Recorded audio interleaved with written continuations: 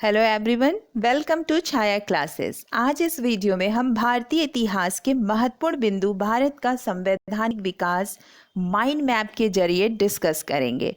ये टॉपिक अपने आप में बहुत बड़ा एंड लेंदी है, जिसे याद रखना बहुत मुश्किल है। टोटल ये टॉपिक 13 अधिनियम में विभाजित है। हर अधिनियम में कुछ न कुछ खास बातें हैं जिनसे एग्जाम्स में क्वेश्चंस पूछे ही जाते हैं। इसलिए हमने ये कोशिश की है कि 1773 से 1947 तक के अधिनियम के हर महत्वपूर्ण बिंदु को माइंड मैप के थ्रू एक ही वीडियो में कंप्लीट करने की। इस वीडियो को आप शुरू से अंत तक देखिएगा ताकि भारत के संवैधानिक विकास को एक साथ आप समझ सकें। ठीक है, चलिए स्टार्ट करते हैं। भारत का संवैधानिक विकास 1773 से 1947 तक। पहला एक्ट है रेगुलेटिंग एक्ट 1773। ये जो रेगुलेटिंग एक्ट 1773 है, ये भारत के संवैधानिक विकास का टर्निंग पॉइंट है। ठीक है, क्योंकि यहाँ पर देखेंगे आप कि बहुत से चेंजेस हुए। पहला चेंज देखिए क्या है, कंपनी को संसदीय मान्यता प्राप्त हुई। ठीक है, नेक्स्ट पॉइंट है मद्रास और बंबई की प्रेसिडेंसी को बंगाल के अधीन कर दिया गया। ठीक है, तो अब तीनों प्रेसिडेंसियों में पावर किसके पास आ गई?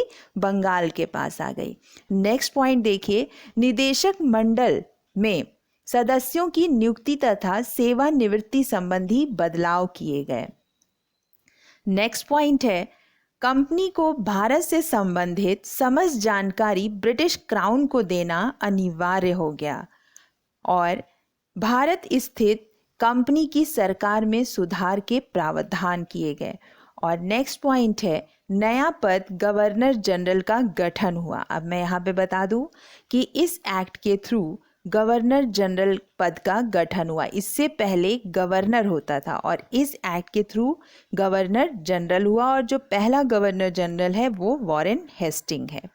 नेक्स्ट पॉइंट देखिए, भारत में शासन का एकीकरण, लिखित संविधान और केंद्रीय प्रशासन की नींव पड़ी।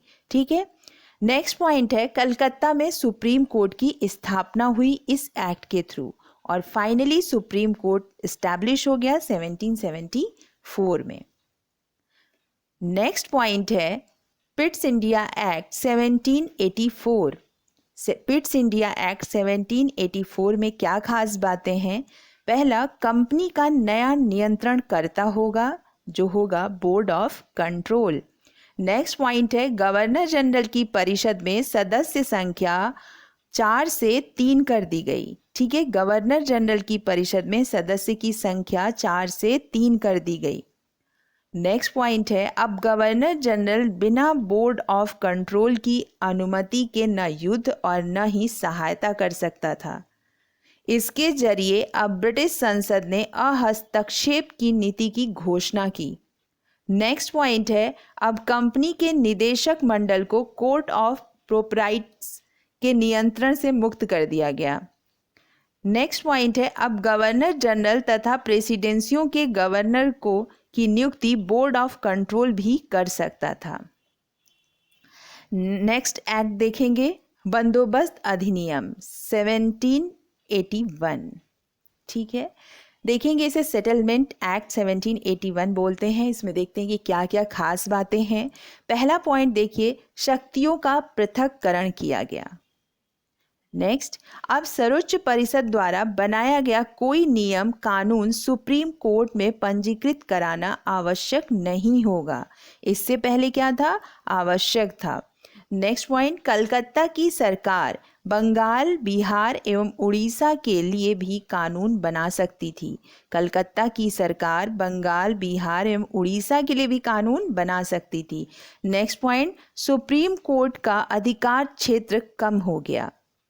नेक्स्ट, सरकार या उच्चतम न्यायालयों द्वारा नियम कानून बनाते समय भारतीयों के धार्मिक तथा सांस्कृतिक रीति रिवाजों का ध्यान रखा जाएगा। ये एक अच्छी चीज़ इसमें ऐड हुई थी कि अब भारतीयों के धार्मिक तथा सांस्कृतिक रीति रिवाजों को ध्यान रखा जाएगा। नेक्स्ट पॉइंट, अब कंपनी के पदाधिकारी अपने प्रशासकीय कार्यों के लिए सर्वोच्च न्यायालय के प्रति जवाबदेह नहीं थे। तो ये सेटलमेंट एक्ट 1781 था। नेक्स्ट एक्ट देखेंगे 1813, चार्टर एक्ट 1813।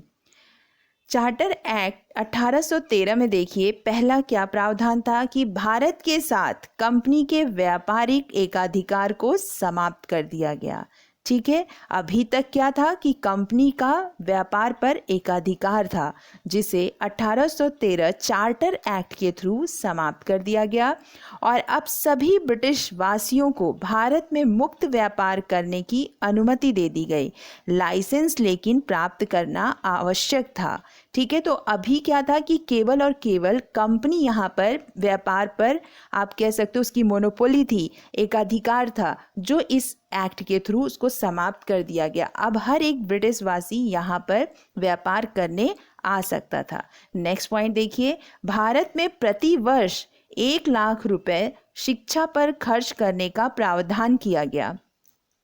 ईसाई मिशनरियों को भारत में धर्म प्रचार की अनुमति दे दी गई। ठीक है, नेक्स्ट, कंपनी द्वारा अर्जित भारतीय प्रदेशों पर ब्रिटिश सम्राट की प्रभुसत्ता घोषित कर दी गई। राजस्व पर कंपनी का एकाधिकार बरकरार रखा गया। तो यहाँ पे कुछ चीज़ें चार्टर एक्ट 1813 में हैं। ठीक है, पहला तो यहाँ पर प्रतिवर्ष जो है 1 लाख रुपए शिक्षा पर खर्च करने की बात की गई। कंपनी के व्यापारिक एकाधिकार को समाप्त कर दिया गया। साथ में ईसाई जो मिशनरियां हैं उनको भारत में धर्म प्रचार की अनुमति दे दी गई। देखिए यहाँ पर एक बहुत बड़ा आपको चेंज दिख रहा होगा। तो चार्टर एक्ट 1813 भी बहुत इम्पॉर्टेंट है। अब हम लोग नेक्स्ट एक्ट देखेंगे, charter act 1833, charter act 1833।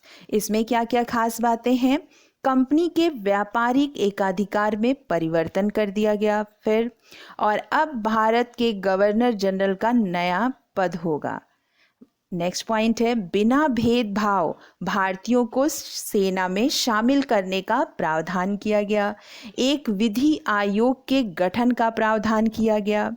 Lord Macaulay को परिषद का प्रथम विधि सदस्य, कानूनी सदस्य नियुक्त किया गया था। ठीक है, तो यहाँ पे फर्स्ट लॉ कमीशन जो है वो चार्टर एक्ट 1833 से ही बनता है। तो ये बहुत इम्पॉर्टेंट चार्टर है। और लास्ट इसमें पॉइंट देखिए, ब्रिटिश भारत के एकीकरण तथा केंद्र में मजबूत सरकार स्थापित करने का प्रावधान था। नेक्स्ट एक्ट देखेंगे हम लोग, चार्टर एक्ट 1853। चार्टर एक्ट 1853 में क्या खास बातें हैं? गवर्नर जनरल की परिषद के विधायी एवं प्रशासनिक कार्यों को अलग कर दिया गया। केंद्रीय विधान परिषद में सदस्यों की संख्या 6 से बढ़ाकर 12 कर दी गई।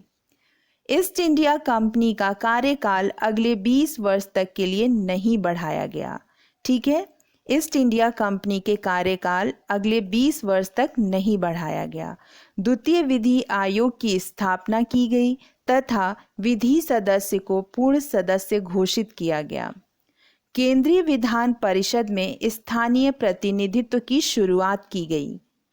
और लास्ट पॉइंट, इस चार्टर से भारत में सिविल सेवा की खुली प्रतियोगिता का सूत्रपात हुआ। ठीक है, तो एक ये खास बात है। आप आज देखते हैं ये सिविल सेवा जिसकी शुरुआत और खुली प्रतियोगिता की सूत्रपात इसी चार्टर एक्ट 1853 से हुआ।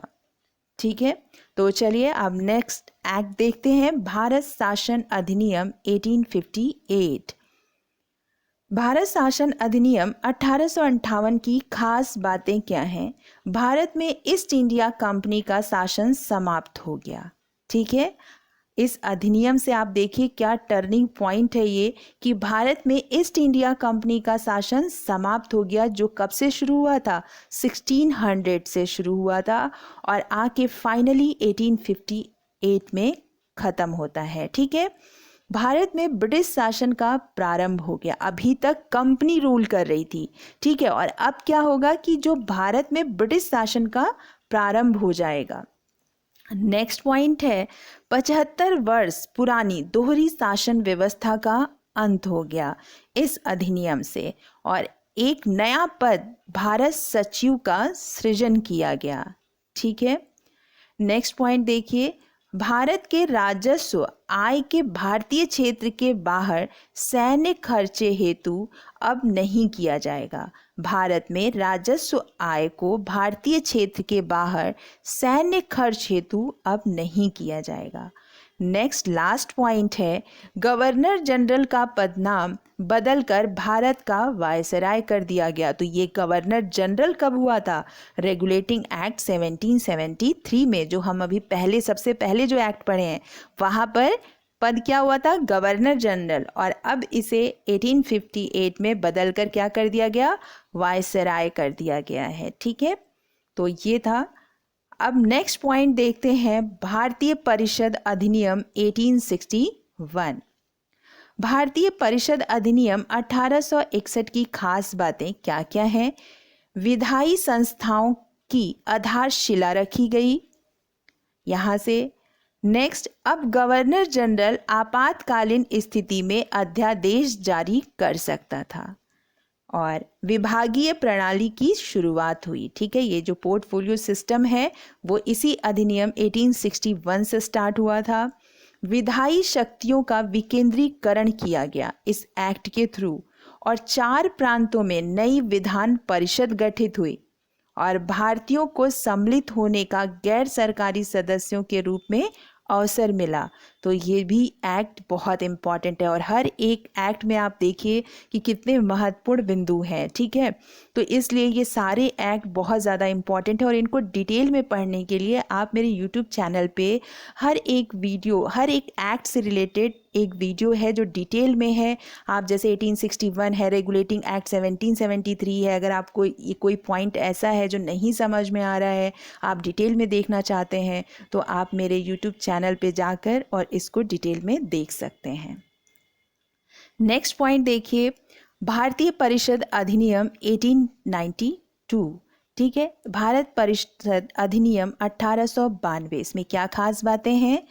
गवर्नर जनरल की परिषद, सर्वोच्च परिषद का विस्तार हुआ, प्रांतीय विधान परिषदों का विस्तार हुआ, परिषदों को बजट पर बहस करने का अधिकार दिया गया और प्रांतीय विधान परिषदों को विधायी शक्ति का में विस्तार किया गया। ठीक है, और परिषदों में अप्रत्यक्ष चुनाव पद्धति का शुभारंभ हुआ, संसदीय व्यवस्था का शुभारंभ हुआ। तो आप देखिए कि यहाँ पर अब क्या हो रहा है कि चीज़ें, संसदीय व्यवस्था का शुभारंभ हो रहा है, चुनाव की बात हो रही है, बजट पर बहस का अधिकार दिया जा रहा है। ठीक है, तो इस तरीके से ये खास पॉइंट है 1892 में भी। नेक्स्ट पॉइंट देखिए, भारतीय परिषद अधिनियम 1909, मॉर्ले मिंटो रिफॉर्म। आप कह सकते हो कि ये जो भारत परिषद अधिनियम 1909 है, ये मार्ले मिंटो रिफॉर्म के नाम से भी फेमस है। इसमें देखिए क्या खास बातें हैं। पृथक निर्वाचन तथा सांप्रदायिक प्रतिनिधित्व का प्रावधान किया गया। अभी तक आपने सांप्रदायिक नहीं सुना था, अब इस एक्ट के थ्रू आप देखिए कि पृथक निर्वाचन तथा सांप्रदायिक प्रतिनिधित्व का प्रावधान किया गया है। और नेक्स्ट पॉइंट देखिए, मतदाताओं और उम्मीदवारों के लिए अर्हताएं निश्चित की गई। इस एक्ट के थ्रू हर कोई मत नहीं दे सकता था, तो यहाँ पर मतदाताओं और उम्मीदवारों के लिए अर्हताएं डिसाइड की गई। निर्वाचन मंडल का प्रावधान किया गया और सर्वोच्च विधान परिषद तथा प्रांतीय विधान परिषद के सदस्य संख्या में वृद्धि की गई और बजट पर बहस करने तथा जनहित के विषय पर प्रश्न पूछने का अधिकार दिया गया भारत परिषद अधिनियम 1909 से। और नेक्स्ट लास्ट पॉइंट देखिए, इसमें इंग्लैंड स्थित इंडिया काउंसिल तथा भारत गवर्नर जनरल काउंसिल में भारतीयों की नियुक्ति हुई भारत परिषद अधिनियम 1909 से। तो ये एक बहुत ही इम्पॉर्टेंट एक्ट है और यहाँ पे जो पहला पॉइंट आपने देखा कि पृथक निर्वाचन तथा सांप्रदायिक प्रतिनिधित्व का प्रावधान, ये बहुत ही इम्पॉर्टेंट पॉइंट है इस एक्ट का, तो ये ध्यान रखिएगा। नेक्स्ट पॉइंट हम लोग देखेंगे, भारत शासन अधिनियम 1919। देखिए कि भारत शासन अधिनियम 1919 की क्या क्या खास बातें हैं। प्रांतों में द्वैध शासन प्रणाली की शुरुआत करने का प्रावधान किया गया। ठीक है, और प्रांतों में उत्तरदायी सरकार की स्थापना करने का प्रावधान। ये एक्ट जो है ये उत्तरदायी सरकार के लिए बहुत फेमस है। ये पूछता है कि उत्तरदायी सरकार की स्थापना किस एक्ट के थ्रू हुई थी, ठीक है, तो ये ध्यान रखिएगा। और प्रांतों में द्वैध शासन किस एक्ट से शुरू हुआ, तो 1919 से।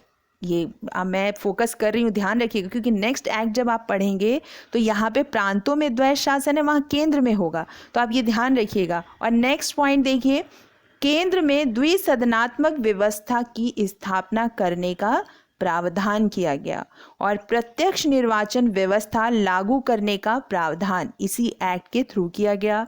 सांप्रदायिक प्रतिनिधित्व के विस्तार का प्रावधान, और जो इसकी सांप्रदायिक प्रतिनिधित्व के विस्तार का प्रावधान भारत शासन अधिनियम 1919 में है और इसकी शुरुआत 1909 से है। लास्ट पॉइंट इसमें देखिए, लोक सेवा आयोग की स्थापना करने का प्रावधान किया गया भारत शासन अधिनियम 1919 से। तो 1919 पे ये खास बातें थीं जो आपको ध्यान रखना है। नेक्स्ट एक्ट है भारत शासन अधिनियम 1935। इसमें देखिए कि क्या क्या खास बातें 1935 की हैं। ये जो आज भी इसकी बहुत ज़्यादा इम्पोर्टेंस है, क्योंकि इसके बहुत से पॉइंट जो है हमारे कॉन्स्टिट्यूशन में ऐड किए गए हैं। ये एक्ट अपने आप में बहुत लेंदी है, लेकिन यहाँ पे बहुत ही कम में एक माइंड मैप के थ्रू यहाँ पे आपको मैं समझा रही हूँ, जिसमें आप इजीली आप समझ पाओगे कितना लेंदी एक्ट 1935 आपको सिर्फ एक माइंड मैप में समझ आएगा। देखिए, पहला पॉइंट है अखिल भारतीय संघ का प्रावधान, ठीक है। नेक्स्ट पॉइंट है संघ की शक्तियों का विभाजन और केंद्र में द्वैध शासन, ठीक है। यहाँ पे ये क्वेश्चन पूछता है कि केंद्र में द्वैध शासन किस एक्ट में है और या प्रांतों में द्वैध शासन कब है। तो जो 1935 है, यहाँ क्लियर रहिएगा कि केंद्र में द्वैध शासन व्यवस्था है। और नेक्स्ट पॉइंट, प्रांतों में द्वैध शासन की समाप्ति, इस एक्ट के थ्रू प्रांतों में द्वैध शासन व्यवस्था समाप्त कर दिया गया था। नेक्स्ट एक्ट देखिए, संघीय न्यायालय एवं उच्च न्यायालय की स्थापना, इस एक्ट के थ्रू संघीय न्यायालय की और उच्च न्यायालय की स्थापना की गई थी, जिसे फेडरल कोर्ट बोलते हैं, ठीक है।